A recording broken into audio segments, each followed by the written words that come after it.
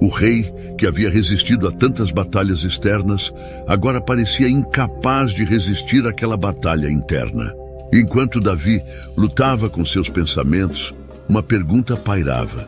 Por que ele estava ali no terraço enquanto seus homens estavam na guerra? Será que o homem escolhido por Deus começava a falhar como líder? O que Davi faria a seguir mudaria para sempre o destino de sua casa e de seu reino. Ele sabia que estava prestes a cruzar uma linha, mas a atração era como uma força que o puxava. Mal sabia ele que cada escolha teria consequências que ele jamais poderia imaginar. A noite passou, mas o desejo de Davi não. Ele tentou desviar sua atenção, mas a imagem de Batseba parecia perseguir sua mente. Ele sabia que era errado.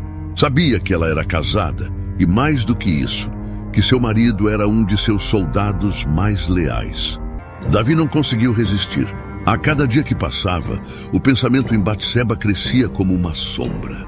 Ele sabia que a decisão de chamá-la era errada, mas justificava para si mesmo: sou o rei. Talvez isso não seja tão grave assim.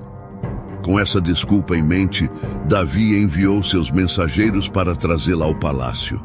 Quando Batseba recebeu o chamado, ficou confusa. O que o rei queria com ela? Porque, de repente, o homem mais poderoso de Israel estava interessado em uma mulher comum como ela. Mas havia algo que ela sabia com certeza. Ninguém recusava um convite do rei. Ela foi, sem questionar, como era esperado que qualquer súdito fizesse.